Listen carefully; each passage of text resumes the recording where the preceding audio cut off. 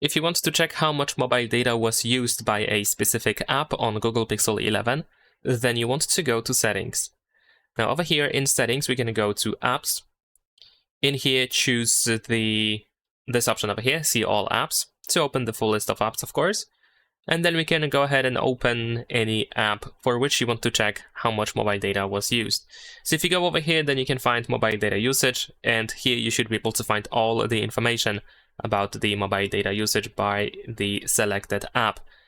And besides that, if you're looking for more information, for example, on a list of apps and how much they used, like ranking some sort of, then you can go to Network and Internet in Settings instead.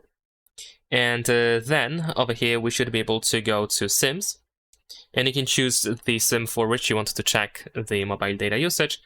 And then here we should be able to find app data usage. So instead of going through individual apps, you can just open the full list of mobile data usage.